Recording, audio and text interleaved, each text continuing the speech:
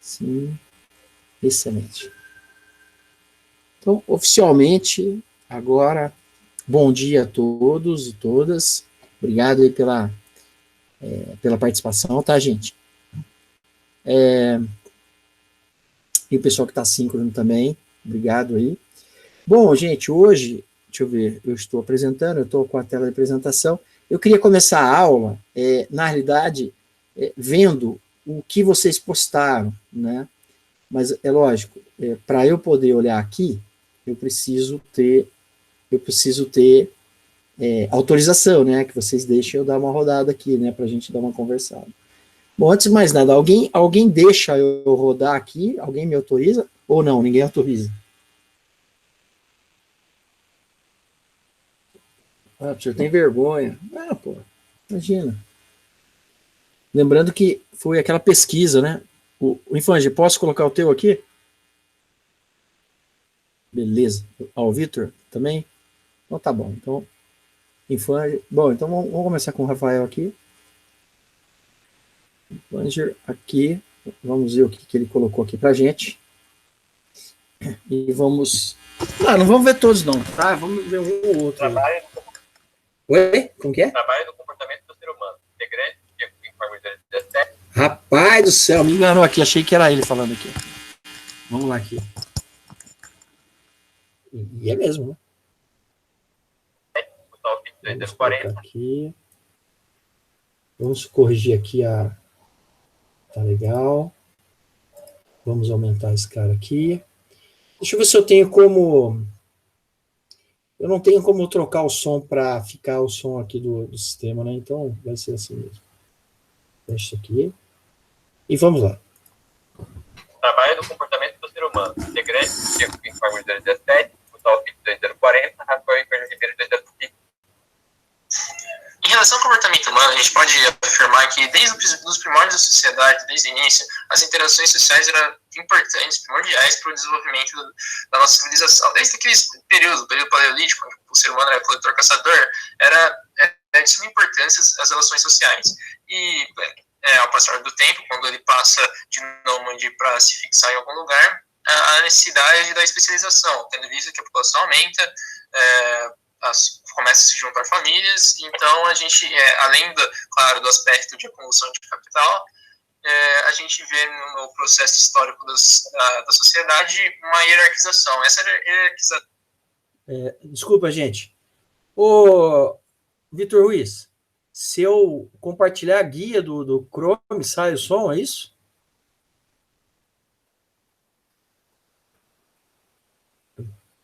É isso mesmo, Maurício. Então, peraí, vamos de novo, então. Que eu compartilhei a tela. Então, vai ser uma janela, certo? Isso, se eu não me engano, quando você vai entrar no Meet, tem 3 opções de compartilhamento. Normalmente é a última, acho que é uma guia ou guia do Chrome. É ideal para animações e vídeo. Está escrito isso, se eu não me engano. Deixa eu ver, então, peraí. Vou parar de novo. E vamos lá, porque aí a qualidade fica um pouco melhor. Tela inteira, uma janela, uma guia do Chrome. Ideal para vídeo... tá, uma guia do Chrome. Entendi. Comportamento humano, 3, não. Aí tem que deixar o som ativado lá, o chat. Tá, eu só preciso ver qual é a guia aqui. Meet, não é, turma.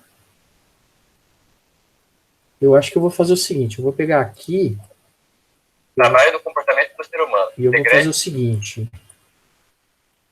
Eu vou assistir no YouTube, né, para criar essa guia aqui. Pronto. Pronto. Apresentar agora uma guia do Chrome. Então vamos ver. Comportamento do ser humano. Aqui, beleza. Compartilhar. Vamos ver. Vou tirar de perto aqui o microfone.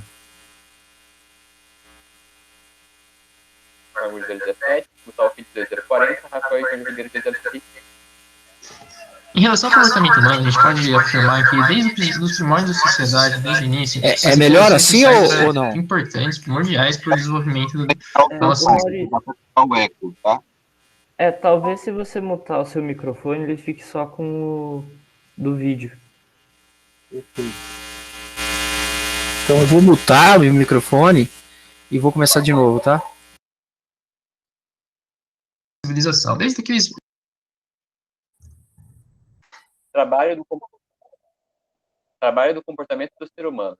Integrante, Diego Pinto Margo de 2017, Gustavo Filho de 2040, Rafael Icardo Ribeiro de 2035. Em relação ao comportamento humano, a gente pode afirmar que desde os primórdios da sociedade, desde o início, as interações sociais eram importantes, primordiais para o desenvolvimento da nossa civilização. Desde aqueles períodos, o período paleolítico, onde o ser humano era coletor-caçador, era de suma importância as relações sociais. E ao passar do tempo, quando ele passa de nômade para se fixar em algum lugar, a necessidade da especialização, tendo visto que a população aumenta, começa a se juntar famílias, então a gente, além, claro, do aspecto de acumulação de capital, a gente vê no processo histórico da sociedade uma hierarquização. Essa hierarquização é primordial também nas relações sociais, onde o indivíduo detém mais poder sobre os outros, né? A gente acaba tendo, por exemplo, chefes ou subordinados. Bom, por que conhecer o comportamento humano? Entender o comportamento humano em um ambiente é entender a visão sistemática daquele local. Ou seja, você consegue entender como é que está organizado, como as pessoas estão organizadas naquele ambiente. E a partir disso, você consegue prever as reações das pessoas, a partir de alguns atos. Então, você realizar alguma coisa para entender como é que a pessoa pode reagir àquilo. E, além disso, você consegue melhorar as relações e a empatia com essas outras pessoas. Conhecer o ser humano também é buscar uma autocrítica e assim poder melhorar o comportamento e o sistema definido naquele ambiente e daquelas pessoas. Pode mudar. Muitas vezes a gente entende o comportamento humano em definição está ligado às ações físicas e emocionais de um certo grupo ou indivíduo. Existem diferentes tipos de comportamentos humanos, como, por exemplo, com os amigos, você pode se sentir mais aberto para poder interagir, poder conversar, ter mais uma interação mais suave. Dentro do trabalho, muitas vezes as pessoas acham que a interação, por ser chefe e empregado, acaba atrapalhando e as pessoas não têm espaço para poder falar, para poder ter uma empatia, para poder ter um ambiente saudável. E muitas vezes isso acaba atrapalhando uma empresa. Pode mudar. Agora eu vou citar alguns comportamentos humanos no ambiente de trabalho que acabam por prejudicar a produtividade e a relação saudável que as pessoas têm uma com a outra. Uma delas é quando existe um grupo de pessoas que tem várias funções definidas, mas por não conversarem, por não poderem ter um entrosamento mais desenvolvido, acabam por poucas pessoas realizando essa tarefa. Como, por exemplo, na imagem ao lado, que mostra muitas pessoas com cargos diferentes e uma só pessoa trabalhando. Outra maneira também é quando as pessoas não se entrosam e elas acabam por não tendo voz dentro de uma empresa e elas acabam não botando as suas ideias, né, em prática, e isso acaba atrapalhando também na produção, porque muitas vezes elas acabam se tornando individualistas, acabam pensando no outro na empresa, e isso prejudica muito as relações em relação à produção e também em relação à empatia com outros membros do trabalho, né? Pode mudar. Mas como melhorar o ambiente? A constante busca pela melhora do ambiente de trabalho é uma ação que demonstra não somente a determinação do comportamento do profissional em almejar o sucesso do trabalho, como também indica sua preocupação com a ação dos demais integrantes da equipe e o modo como o trabalho conjunto é capaz de promover maior eficiência. Essa relação positiva vale tanto para os demais colegas, como também para o próprio patrão. Pode passar. Mas vale também destacar que a organização do ambiente de trabalho é um ponto fundamental, determinante do êxito produtivo nessa ação conjunta, dado que o ambiente mal organizado e descuidado exige um gasto maior de tempo e uma deficiência significativa na otimização. Estar previamente atento às atividades que serão desenvolvidas ao longo do trabalho e os equipamentos que serão utilizados é de suma importância nesse quesito da otimização e na redução da perda de tempo precioso. Portanto, antecedência e supervisão são conceitos-chave para se aproximar do ambiente ideal. Além disso, estabelecer uma boa relação com os demais integrantes da equipe de trabalho é um fator expressamente passivo de proporcionar o sucesso do projeto e também é uma virtude diferencial no caráter profissional. Dar ouvidos à opinião dos demais membros e saber como integrar diversas ideias na formulação de um projeto único e final, além de ser um excelente dote profissional, também caracteriza o molde do perfil de um líder. Pode passar. Então, basicamente, de acordo com o que foi outrora passado, a gente pode ter como resultado essa hierarquização sobre poder, um poder sobre os outros, a parte da relação de diferença de chefe e líder, né? Então, a gente teria como o chefe ali na parte do comportamento social, seria aquele que apenas manda, né? Fica observando e acaba desestimulando seu grupo, né? Enquanto a gente pode perceber ali na imagem de exemplo, enquanto o líder é aquele que mostra o objetivo, segue em frente, coloca a mão na massa e estimula, né, o seu time a manter, né, manter sempre em frente e alcançar os melhores resultados, né? Isso seria uma prática mais inteligente. E conclusão, né, portanto, depois do que foi passado, a gente pode perceber que, né, com uma criação de um ambiente favorável para boas relações sociais, né, é tanto benéfico para a empresa quanto para o próprio trabalhador, porque o trabalhador, por exemplo, ele sente menos cansado, tem mais motivação para trabalhar, fica uma situação mais suave, né, diferente de um ambiente pesado. Então, e isso acaba acarretando também para a empresa, se o trabalhador está trabalhando de maneira que, né, é mais favorável para ele vai trabalhar melhor, por consequência, gerar melhores trabalhos e, subsequentemente, um maior lucro para a empresa, né? E esse foi o nosso trabalho. Mal, espero que goste. É isso aí.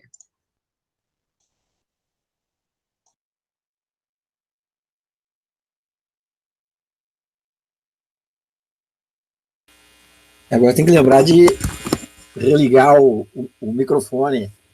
Olha, gente, eu gostei, viu? Muito bom a abordagem de vocês, bem acadêmico, né? Bem explicado. Acho bem bacana. Parabéns, viu?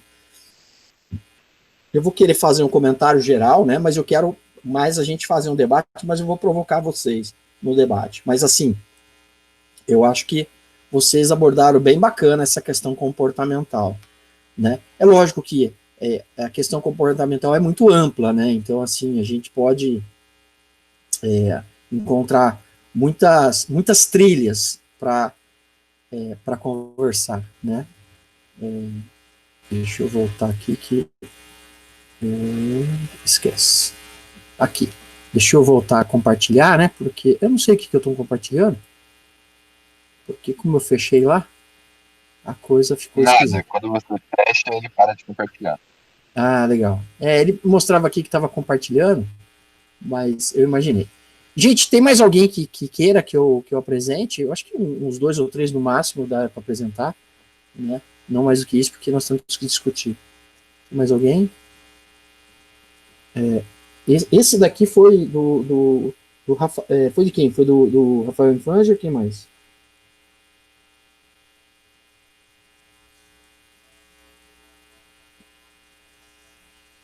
Não? Então deixa eu ver aqui. Diego, né? Ah, e Gustavo, beleza.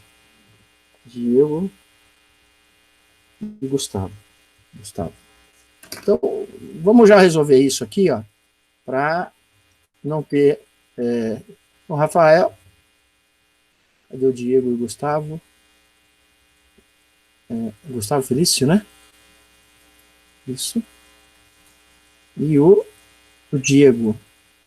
Diego aqui, né?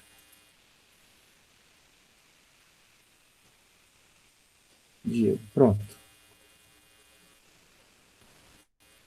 Resolvido. Os 3 já está resolvido. Tem mais alguém que queira aproveitar?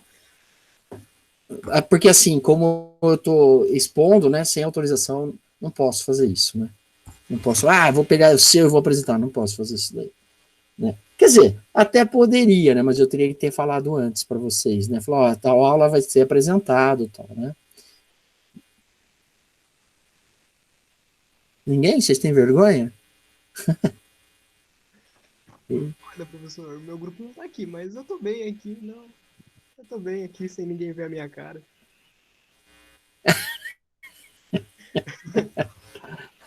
Tá certo. Do Vitor? O Vitor, você pode apresentar? Ah, é verdade, você tinha falado, é verdade. Então vamos lá. Vitor Ruiz. O João Pedro, tudo bem, né? Ou não? Ah, tem mais dois? Ah, então beleza, vamos lá. Então, tá com quem? Tá com o João Pedro, né? Então, vamos lá, João Pedro. João Pedro. É bom, eu não, acho que esse aqui, né? É esse aqui, não é?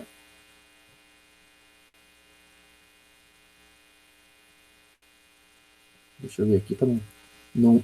João Pedro Simões. João Pedro Ferreira, João Pedro Simões. Perfeito. Então vamos lá. Deixa eu fazer a mesma coisa lá que vocês me ensinaram, né? Então, a gente aprendeu para a apresentação. Agora, deixa eu abrir aqui no YouTube, porque aí ele cria uma guia, só no caso contrário, não. Pronto, eu vou parar aqui. Perfeito. O comportamento, agora sim. Uma guia do Chrome. O comportamento, compartilhar. Vou me calar, né? Vou mutar meu microfone para não dar microfonia. Bom, o nosso grupo é composto pelo João Pedro Simões, de RA 18003, eu, Tomás Augusto Nunes Dias, 18007, e o Victor Ruiz Braga, 18012. Definição simplificada do comportamento humano. O comportamento humano pode ser definido como um conjunto de todas as ações físicas e emoções que estão associadas a um indivíduo ou mesmo a um grupo social. Ou seja, são as nossas respostas aos mais variados estímulos do dia a dia, tanto de origem interna quanto externa. O mapeamento desses diferentes modos de agir nos permite identificar reações mais comuns em situações específicas. Ainda assim, dada a natureza humana e a possibilidade de escolha individual, nunca é possível determinar com precisão se um padrão de comportamento vai ser repetido ou não. Isso nos leva a definir o comportamento humano como um assunto complexo e cheio de nuances. O que define o comportamento humano? Bom, primeiramente, a gente tem algumas perguntas, né, de, por exemplo, como são definidos esses comportamentos? Por que agimos da forma que agimos? E como os padrões se transformam ao longo do tempo? A resposta para todas essas perguntas está no espaço em que ocupamos no mundo e a possibilidade que ele nos apresenta. Desde que nascemos até chegarmos à idade adulta, passamos por incontáveis mudanças. É a partir desse processo que, pouco a pouco, definimos nossa personalidade, traços característicos, caráter e reações diante do desafio. Todas essas transformações e definições são influenciadas pelo meio no qual estamos inseridos, as pessoas com as quais interagimos, os detalhes da nossa cultura e as situações em que somos expostos. Assim, cada um desses fatores tem influência no processo de construção do comportamento humano. Bem, eu vou falar sobre por que compreender o modus operandi do ser humano. Primeiro, a gente tem que entender que é uma forma de compreender a própria existência do ser humano. Ou seja, enquanto tentamos entender as origens e características desses comportamentos, acaba sendo como uma forma de entender a nossa própria existência, assim como eu falei. Ou seja, é jogar a luz ao entendimento básico de como evoluímos e moldamos os nossos hábitos desde os tempos antigos. É também descobrir e distinguir desejo de objetivo. Ou seja, é importante para perceber como atingimos tal avanço na sociedade, quais as nossas perspectivas, visões, e que toda essa construção histórica, esse desenvolvimento histórico tem a ver com o modo que, a princípio, reagimos da próxima vez que vamos receber uma crítica, ou, como dá de exemplo, sermos assaltados, ou uma proposta de emprego.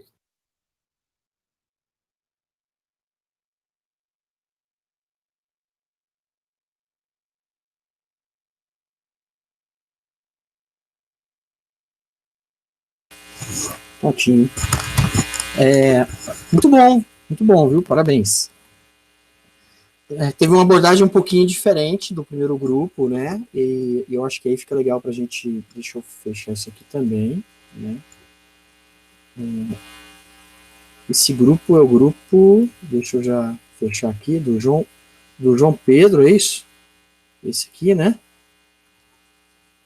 E Isso, é o João Pedro Simões, Tomás Augusto Dias Milanin, ou Milanin Dias, corrija se eu estiver errado, Tomás, e eu, que é o Victor Braga Antiquero. Beleza, então tá resolvido aí já. Também tá resolvido, né? Bom, se mais algum grupo quiser que eu apresente, vocês se manifestem, caso contrário. Eu vou seguir agora, né? Com os meus comentários, né?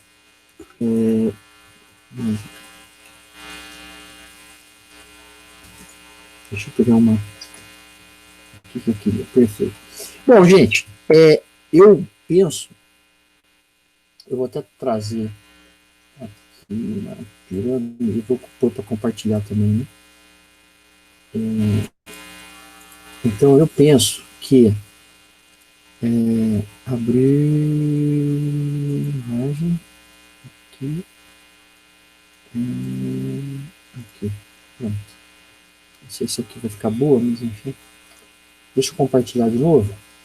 Agora eu vou compartilhar uma tela inteira, que me dá mais flexibilidade, né?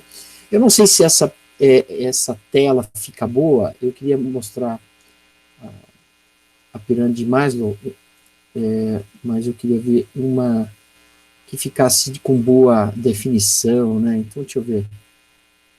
Vou tentar essa aqui. Abrir em uma nova guia. Vamos ver se essa aqui fica um pouco melhor. Não sei nem o que é só a imagem. Abrir imagem. Não vai. Então, vou clicar nela aqui. E eu queria começar falando um pouquinho dessa pirâmide, né? Tá na Wikipedia ainda. Tá bom. Abrir imagem com uma nova guia. Aí, isso é melhor. Ela está mais visível, né? Tinha umas aqui que não estava dando.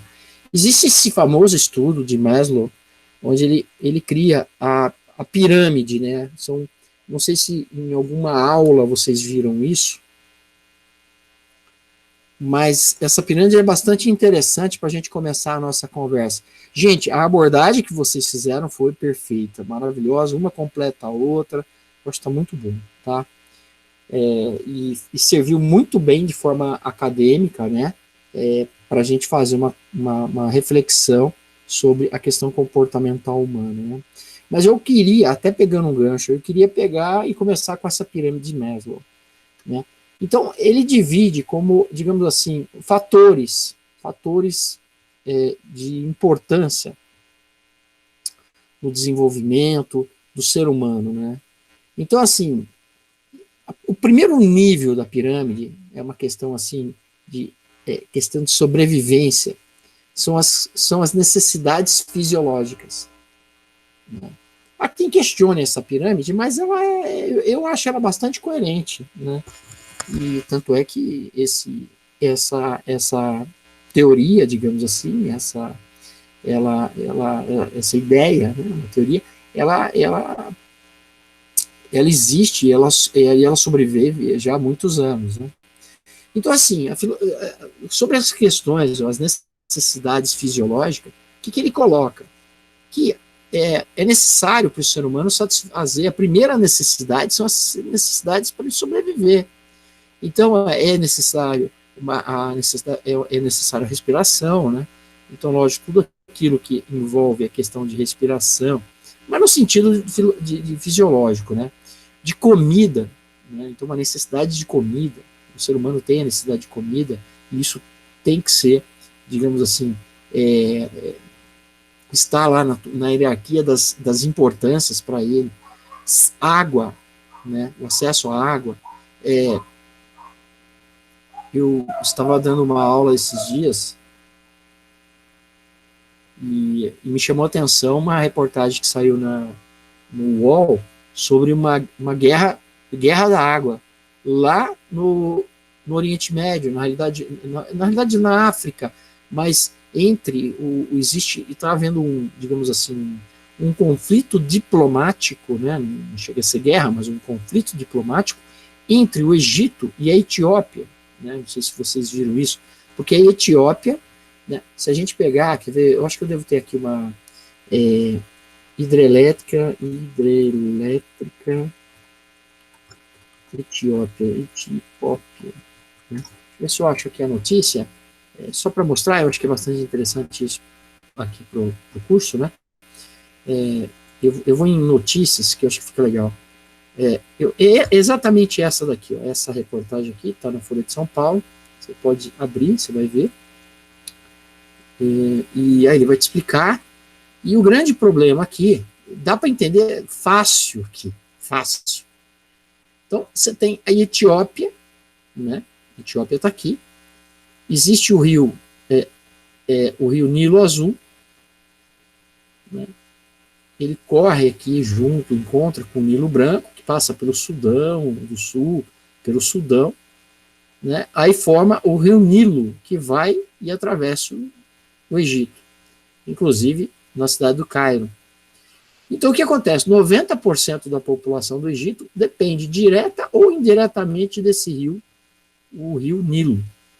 Aliás, ele é considerado sagrado lá por mais de 2.000 anos, ou pelo menos há 2.000 anos, né, era considerado sagrado, porque realmente é um rio muito importante para aquela região que sofre com a questão desértica, né? A desertificação é bastante grande nessa região.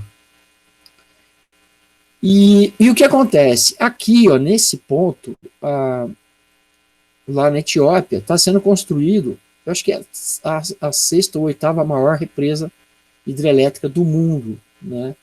É Meia Itaipu, tá? Meia Itaipu, né? Itaipu é maior em capacidade de geração e a segunda maior em tamanho, né? A maior é da China, eu não lembro o nome da cidade da China, que são nomes que é difícil de gravar, né? Mas que não produz o que produz Itaipu. Então, Itaipu, em capacidade produtiva, Itaipu é a maior do mundo. Em capacidade instalada, essa da China é a maior do mundo. E aí, eu acho que a oitava vai ser essa aqui, né? Ela é metade de Itaipu. Não, só para você dar uma ideia, o tamanho é enorme, né? Mas assim, é uma usina, para nós é uma usina, a gente tem outras usinas que é metade de Itaipu, né? Não sei te falar, não sei como está Belo Monte, mas talvez seja o tamanho de Belo Monte, alguma coisa assim, um pouco menor talvez. Mas não importa, o que importa é o seguinte, aqui vai ter um lago, ele vai formar um lago, um reservatório, e esse lago ele vai ter mais ou menos o tamanho do município de São Paulo, né? E o que o Egito está temendo? Que isso prejudique a vazão de água aqui no Nilo, né? Já que 90% da população do Egito depende aqui da água do Rio Nilo, né? Então você vê como que essa relação ela interage, né? E como que é a necessidade da água, né? Quando a gente pensa lá, poxa, olha só, pegando a pirâmide de Maslow, você vê como que, de certa forma, faz sentido tudo isso, né? Então, a preocupação dessa região, né? E é fácil de entender isso, né?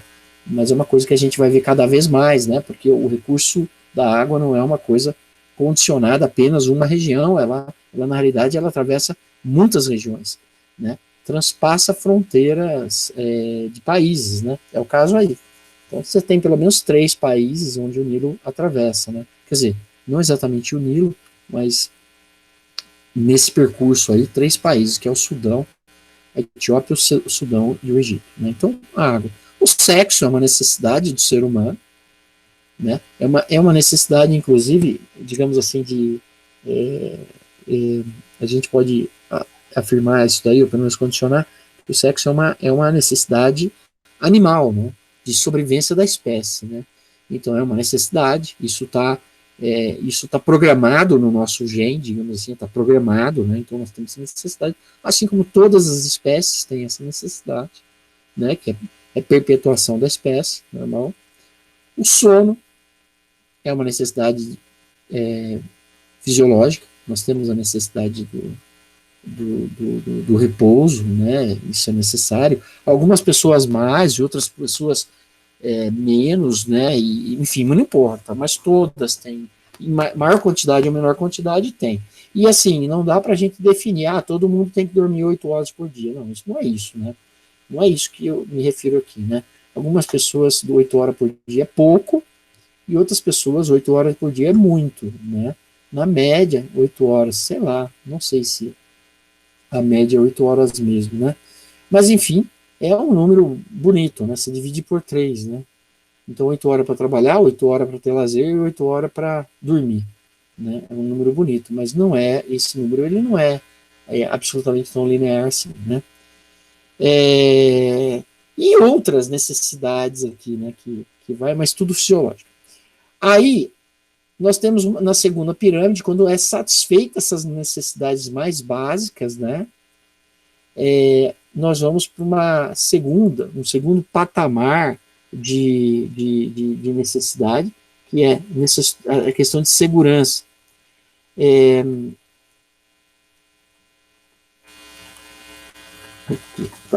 Então, a questão de segurança. Então, a segurança do corpo, a segurança do emprego, a segurança de recursos, a segurança de moralidade, a segurança da família, da saúde, da propriedade, segurança. Então, primeira coisa fisiológica. A segunda coisa, segurança.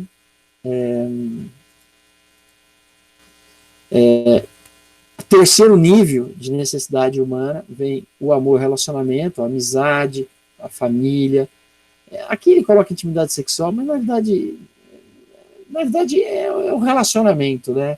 É o relacionamento com as pessoas. Esse é o terceiro nível de necessidades humanas, né? O quarto nível é a estima, né? A autoestima, a confiança, a conquista, o respeito dos outros, o respeito aos outros, enfim, a autoestima, né? Você se sentir bem. Esse já vem no nível mais avançado. Você vê que pessoas muito simples, eles não têm essa necessidade de autoestima. Eles acabam ficando por aqui, ó, né? A questão fisiológica e segurança todos têm, né? Isso aí não tem ajuda. Você só não vai ter essa questão de segurança quando você tem um ambiente muito bem controlado, né? Cidades pequenas, trabalhador do campo, mas ainda assim vai aparecer alguma coisa em segurança, que é a segurança de poder plantar e colher, né? Então ainda vai ter alguma coisa. O relacionamento aqui com família, com amizade, é importante, mas a autoestima definitivamente não é uma coisa que conta, né? Então depende muito do nível também, o nível que se convive. Mas à medida que ele atinge esse nível de relacionamentos, né, ele vai para outra necessidade, que é você se sentir-se bem, né? A confiança, relacionamentos com os respeitos, né? Autoestima, né? Realmente se sentir valorizado. E chega na última, né? No último degrau, que seria a realização pessoal, que aí tem a ver com moralidade, com criatividade, com espontaneidade, com a capacidade de resolver problemas, com questões assim de preconceito, de ausência de preconceito. Enfim, é uma realização pessoal. Aqui os exemplos eu acho que eles estão um pouquinho meio deturpado, né? O que talvez a gente pudesse estar trabalhando, né? Mas é mais ou menos isso. Onde que entra isso na disciplina, né? No conteúdo? Bom, na realidade, o comportamento humano ele depende principalmente dessa pirâmide aqui, né? Então, evidentemente, um indivíduo, né, que ele tem suas necessidades mais básicas mal preenchidas, ele tem realmente um comportamento focado, digamos assim, a essas necessidades básicas, né, gente? Então não dá para a gente esperar que uma pessoa passando fome na rua, e que vive passando fome na rua, né, mora na rua, não tem habitação, então ele está sem esse primeiro nível, né, atendido, né, na sua plenitude, ou seja, ele convive com problemas no primeiro nível, e segundo nível, pior ainda, né, não dá para a gente imaginar, ou pelo menos dá para a gente imaginar, talvez, os tipos de comportamento que ele vai ter, né? O comportamento que ele vai ter é de tentar conseguir um dinheiro para ele comprar comida, né? Independente de juízo, tá? Não vou fazer, não vamos fazer análise de juízo, né? Se a pessoa podia trabalhar ou não podia trabalhar, não vamos fazer esse tipo de análise, né? Porque não cabe a nós fazer isso aí. É só uma questão assim a gente pensar no comportamento, no comportamento do indivíduo, né? Não dá para a gente imaginar que ele vai ter um comportamento, digamos assim, igual ao nosso. Não vai ter. Por quê? Porque ele vive uma necessidade totalmente diferente, né? E assim vai. Então, se você tiver numa escala de pirâmide aqui, uma pirâmide de necessidade mais evoluída, porque isso é uma evolução, né? À medida que você vai atendendo as necessidades mais básicas, você vai gerando outras necessidades, né? Outras necessidades. Então, assim, primeiro eu preciso ganhar dinheiro para poder viver. Depois eu preciso ganhar dinheiro para poder ter segurança, né? Preciso ganhar dinheiro para poder ter uma vida social. Eu preciso ganhar dinheiro para ter tudo isso e ter também uma autoestima, me sentir bem, poder me completar. A partir daí é a realização pessoal. Já não importa mais o dinheiro, olha só que interessante. Ou não importa tanto, né? Importa até, digamos assim, onde o dinheiro ele ajuda. Depois já não importa muito, né? Eu lembro que uma vez o Ayrton Senna questionado sobre correr pela Williams. A Williams era a principal escuderia da Fórmula 1 na época, isso em 1993, 92, 93, ainda hoje, né, mas o fato ocorreu mais ou menos em 92, 93, antes do Ayrton Senna ir para a Williams, né? E eu lembro que ele comentou, né, que ele correria na Williams, o sonho deles era correr na Williams, e ele comentou que correria de graça, né? Tamanha a defasagem entre a Williams e as outras escuderias, os outros times, né, de competição. Então você vê, ele já estava com um nível tão elevado como corredor de Fórmula 1, né? Então as necessidades, lógico, para ser corredor de Fórmula 1, na realidade você tem que estar pelo menos aqui, né? Na realidade tem que estar por aqui no verde, né? Não dá, nesses aqui é mais difícil, né? Então, se bem que o relacionamento eu não sei, porque de repente ele pode até não ter, mas aí ele não tem a necessidade de relacionamento, né? De repente não tem. Mas o que acontece? Ele já estava na realização pessoal, né? Ele já era, acho que tricampeão de Fórmula 1, alguma coisa assim, ele queria correr na Williams. E ele tinha comentado o seguinte, que ele correria até de graça na Williams. Dinheiro não era o problema. Bom, talvez isso fosse boca para fora, né? Mas não importa. Eu acredito que para um sonho a pessoa ela acaba, digamos assim, pagando para realizar aquele sonho, né? Então eu trabalharia por muito menos, né? Mais ou menos essa ideia. Então começa por aí. Eu acho que é a questão do comportamento humano, né? Nas necessidades. Então quando a gente pega no ambiente produtivo, e eu queria colocar uma imagem de indústria, né? Ambiente de produção, sei lá, produção. É legal falar, tendo uma imagem. Quando a gente pega um ambiente de produção, sei lá, eu acho que eu não peguei um termo muito bom, né? Esse aqui mas eu queria mais tirar o ambiente. Produção industrial. Quando a gente pega um ambiente de produção industrial, pronto. Aí a gente pode... Vamos pegar essa foto aqui, não tem tanta gente. E fica bem legal. Fica bem bom, né? Então a gente pegou esse ambiente aqui, né? É um ambiente...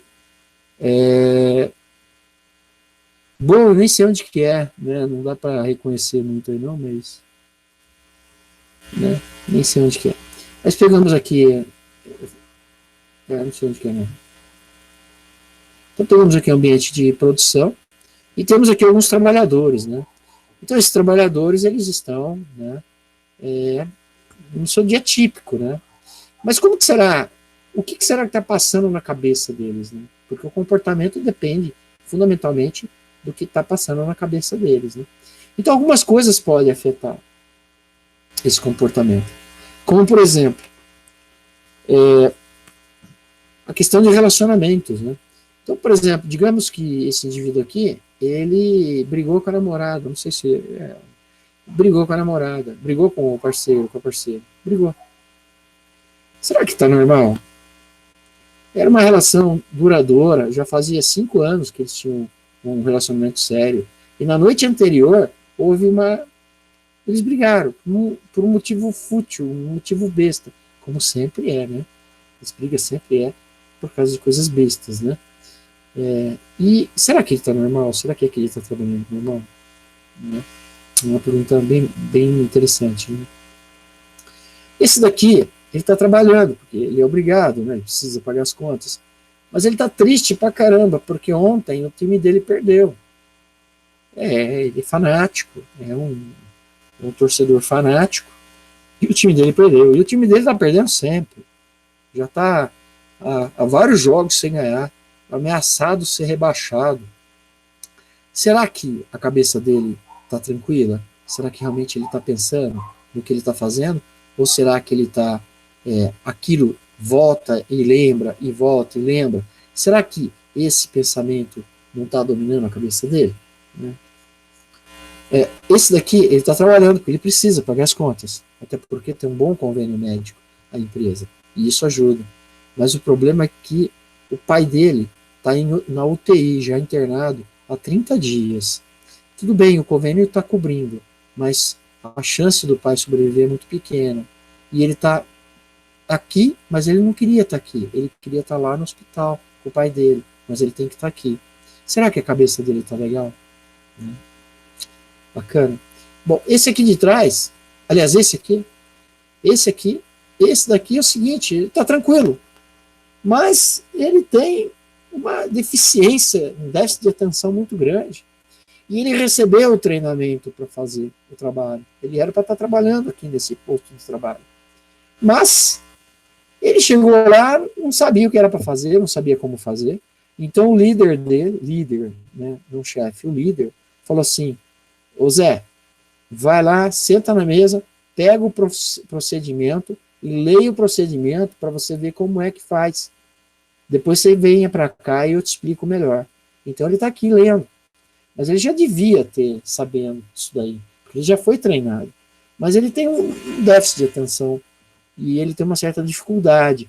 E como o time não pode confiar numa pessoa insegura, então é melhor um fazer 2 serviços, por isso que esse líder está com as 2 mãos aqui, porque ele está fazendo 2 serviços, porque um era para ele fazer, mas como ele não tem condição, então o líder já está fazendo os 2 serviços. Ele está sobrecarregado, ele vai ficar cansado rapidamente, mas é porque o Zé não tem o preparo. Então, assim, o comportamento humano aqui é um problema nesse sentido, né? Poxa, mas e o treinamento que teve? Então, o treinamento que teve, ele não conseguiu absorver o treinamento com um aproveitamento adequado. Passou, até porque quem é reprovado, ninguém é reprovado, todo mundo passa, mas ele não conseguiu absorver, né? Gente, é tudo hipotético, tá? Pelo amor de Deus, né? Não vai levar a sério.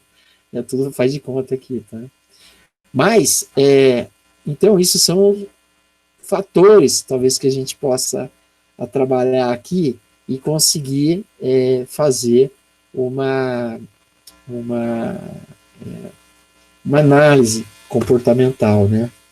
Uma outra coisa que a gente pode estar fazendo também, como uma análise comportamental, é que o seguinte, cara, esse ambiente é quente pra caramba, né? Super quente, Deus do céu.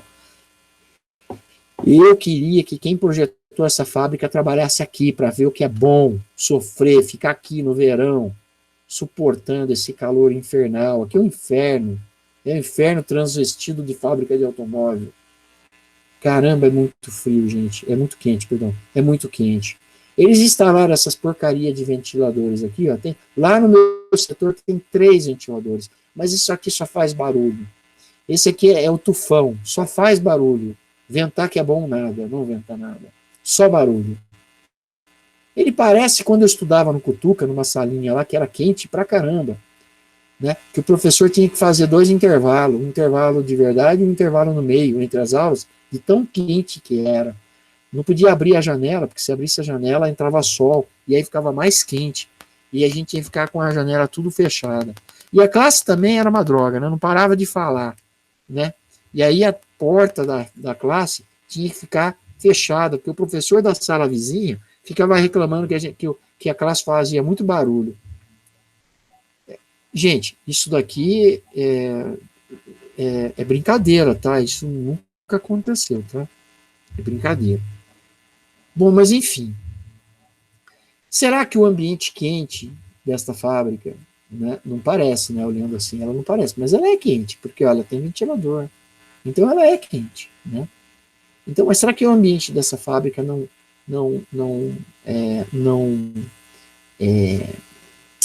afeta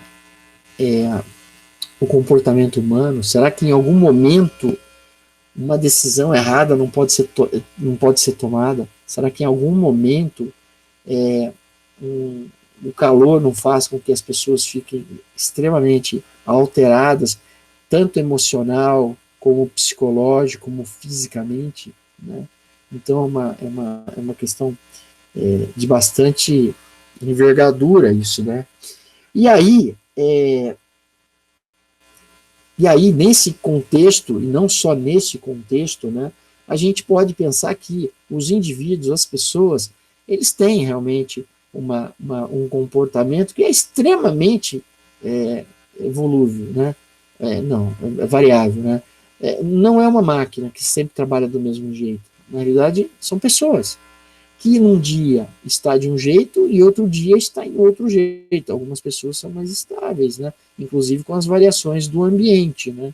Como temperatura, como pressão, porque agora, principalmente, que as produções, bom, estão começando a subir de novo, mas tinham caído, né? Imagina, eu tive na Eaton há pouco tempo, né? Há um ano, talvez, não sei. E bem na época que a Ford tinha anunciado que ia parar a fábrica. Bom, talvez mais de um ano. Mas bem na época que a Ford tinha anunciado que ele ia fechar a fábrica de São Caetano do Sul, onde fabricava caminhões. Ela ia parar a produção de caminhões. O Fiesta, ela ia parar a produção do Fiesta. E o K, acho que é isso, né? E o K ia ser produzido na fábrica da Bahia. Ia transferir a produção do K para a Bahia, parar o Fiesta e parar a produção de caminhões, né? Tente imaginar como que estava a Eaton, porque eu não tenho certeza o número, mas tipo assim, tinha setores da Eaton que era 100% focado na produção de caminhão para Ford. De câmbio, né? Eles produzem câmbio. Então imagina como que eles estavam. Eu acho que era 30% ou 40% do faturamento da Eaton. Eaton aqui em Valinhos. 30% ou 40% da produção da Eaton era para Ford. E eles estavam perdendo seu principal cliente. Mas vai para a Bahia, eles podem continuar fornecendo para a Bahia. Não, mas aí a Bahia é outra Eaton que atende. Mas o pior não é isso, é pior que a maior produção da Eaton para Ford era caminhão. E era só feito aqui.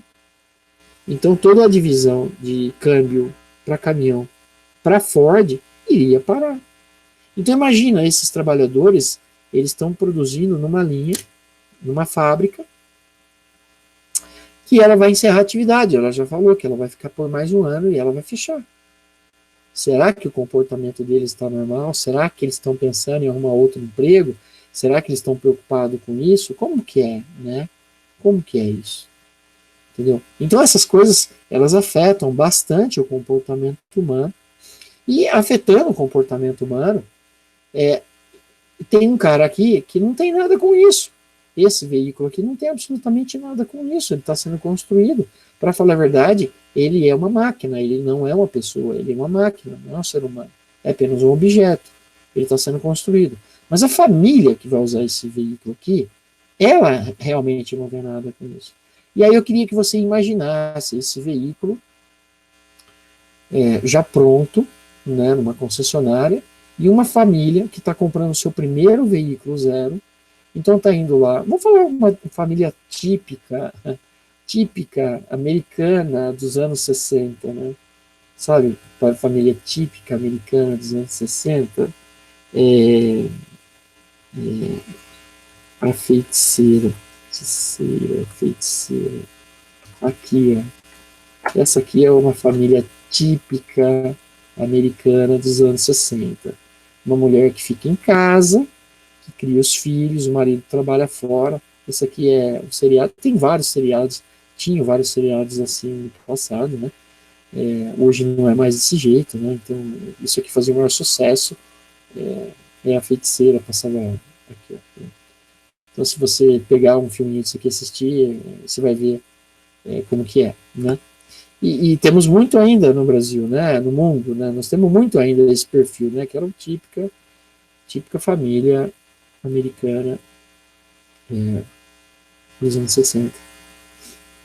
Onde que tá? Então, eu pensei, tá? Acho que estava aqui.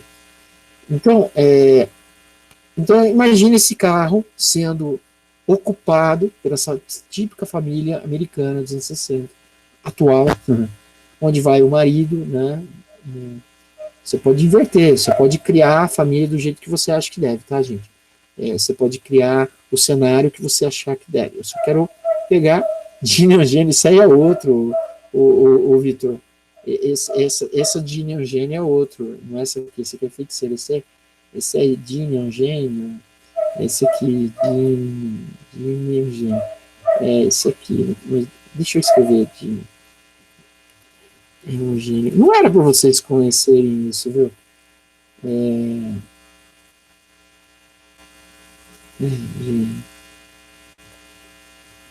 não quero abrir aquilo, né? Isso não era para vocês conhecerem, né? Era para vocês não conhecerem, porque isso aqui é muito velho, essa coisa é muito velha, né? Então, mas aqui já é um pouquinho diferente, mas também, né? Toma conta de casa, daquele jeito, né? Daquele jeito, né? Mas enfim, agora imagine esse carro, esse veículo, né? E vamos ver se a gente consegue aqui. Família. Vamos pegar uma família aqui, qualquer família. Em um carro novo, sei lá. Não sei se a gente vai achar alguma coisa assim, né? Então, vou pegar aqui imagem, que eu não quero vídeo, só quero uma imagem. Eu tô acabando, tá, gente? Fica tranquilo. Então, tá aí, ó. Então, comprou o carro. Nós vamos pegar aqui. É o mesmo, né? Aqui, ó. Pronto. Abrir, né? Aqui. Essa aqui é a família, tá? Então, temos aí uma típica família, onde tem o pai, a mãe, a criança. E isso, para quem é mais emotivo, isso, um filme disso aqui, certamente renderia lágrimas, né? Falta o cachorrinho, né? Tem gente que coloca os adesivinhos atrás, né? Aí tem lá um hominho, uma mulher, aí tem lá um menininho, um monte de cachorrinho, gato, algumas coisas assim, né? É isso aí. Bom, mas enfim, então a típica família, você pode criar essa família do jeito que você achar melhor, e eles estão comprando aquele carro que foi feito em cima das condições que eu narrei, com os comportamentos de cada um, né? Bom, importante falar que o comportamento humano aqui também está envolvido em tudo isso, né? Aqui a alegria pura na conquista do seu novo carro, né?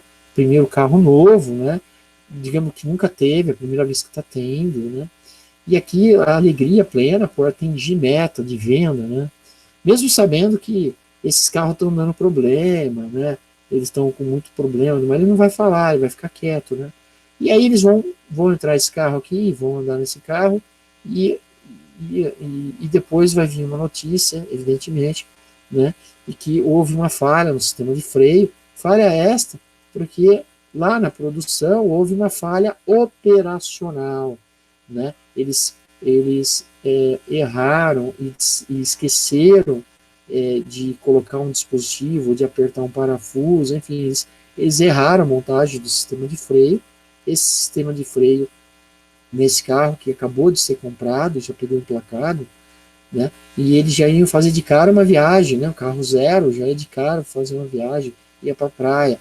E aí foram pela rodovia Anchieta, que é mais bonita, lá para Santos, né? Tem a Imigrantes, tem Anchieta tem muitas curvas, né? E aí o carro não freou, ele começou a ganhar velocidade, não freou, e eles caíram barranco abaixo, despencaram numa altura de, sei lá, de 100 metros, de 50 metros, 100 metros, né? Onde a família toda foi conhecer o Criador antes do tempo, né? Enfim, é um cenário que eu criei, né? Mas para mostrar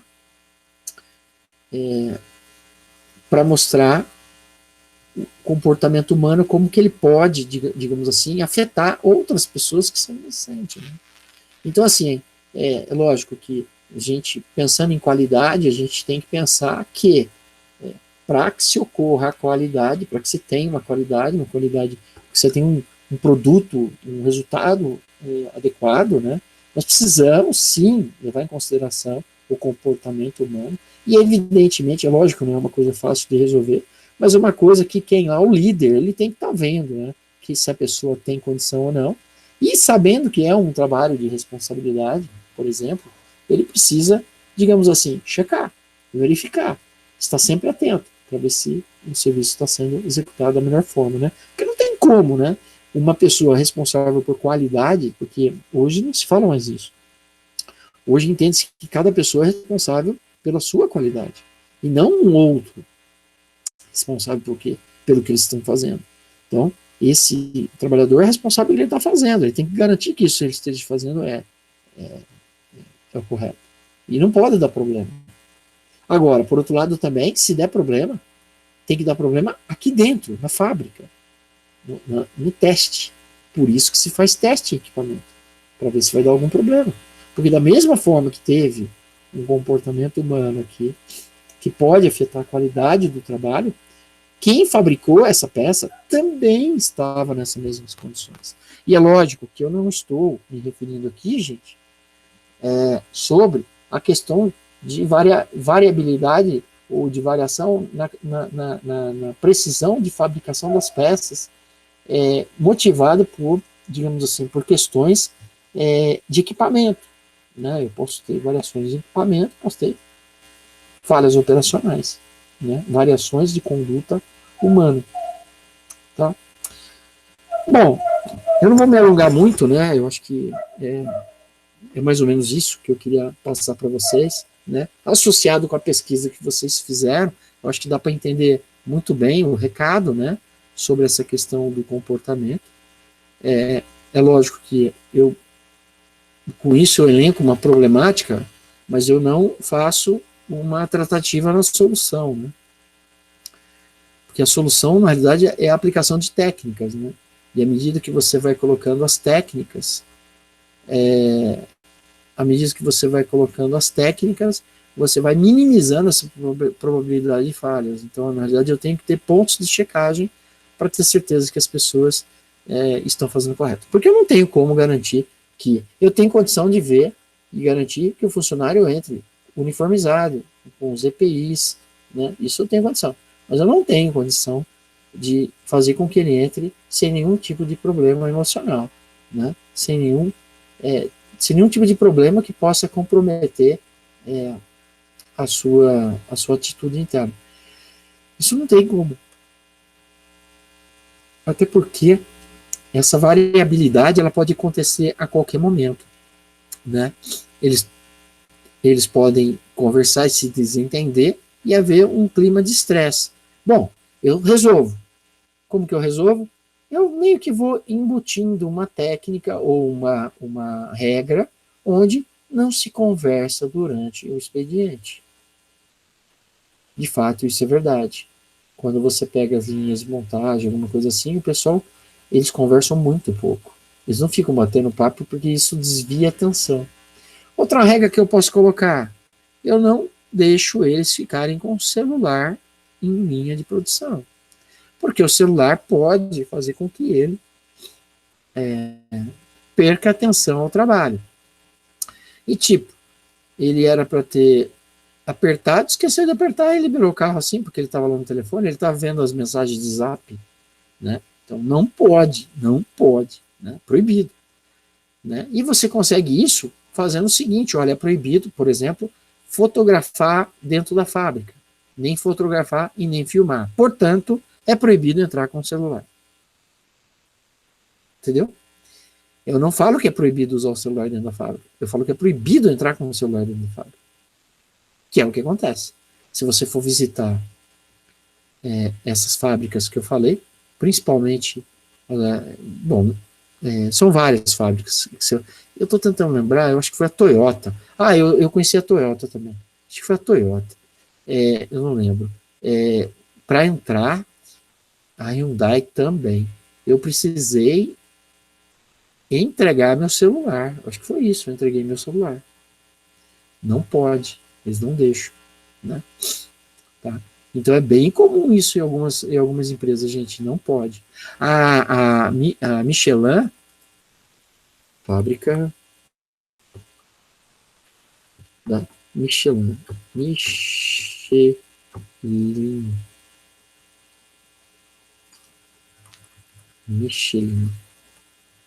Michelin no Brasil. Vamos ver se a gente acha aqui a foto.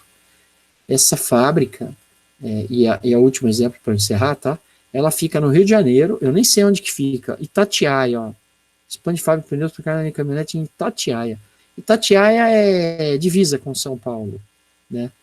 E essa fábrica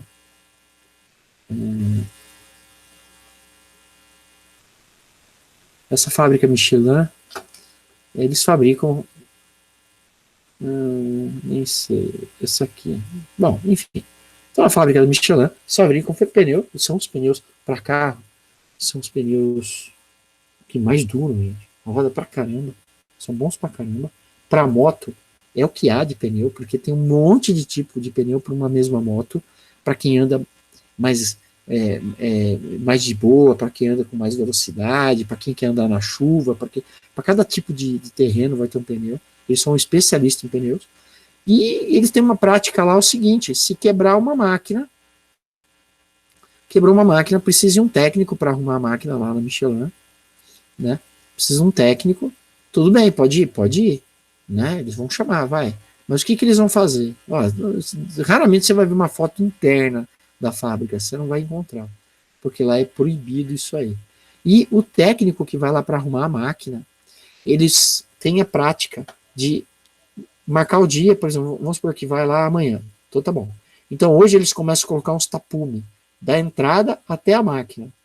Então o indivíduo ele entra, ele vai até a máquina, arruma e vai embora, ele não vê o resto, não pode. Então isso acontece nessa fábrica, e tem uma outra fábrica que tem também alguma coisa assim, eu acho que é a Hering, não tenho certeza, Hering, eu acho que é a Hering, tecidos, sei lá, tecidos, não tenho certeza. Eu acho que não é confecção, é fábrica de tecido. Não tem, eu não lembro que fábrica que é. Eu sei que é uma indústria têxtil que tem também a mesma prática. Eles não deixam ninguém ver lá dentro da fábrica. Você não vai conseguir fábrica. Não sei se é a Hering fábrica. Pode ser que seja a Hering mesmo. Né? Não tenho certeza se é da Hering. Pós-21 fábrica está encerrando. Aqui está encerrando. Mas eu não lembro se é a Hering, qual que é. Eu sei que tem uma fábrica que não deixava. Talvez não seja a Hering, é uma outra. Que você não pode, eles não permitem. De jeito nenhum. Segredo industrial. É isso. Gente, eu vou parar por aqui, que eu acho que tá bom demais. Eu vou para a nossa apresentação e abrir o espaço para dúvidas. Se vocês tiverem dúvidas, por favor, eu ficaria muito imensamente contente. E também vou desejar um excelente final de semana, um ótimo feriado, né? Permaneço mais um pouco para se alguém tiver dúvida, caso contrário. É isso. Bom Bom feriado, bom final de semana de feriado. Bom feriadão para vocês.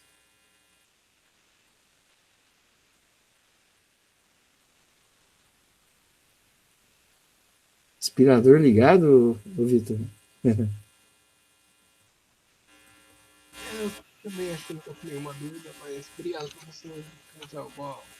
Valeu, obrigado. Obrigado. Bom final de semana. Pra você também. Valeu.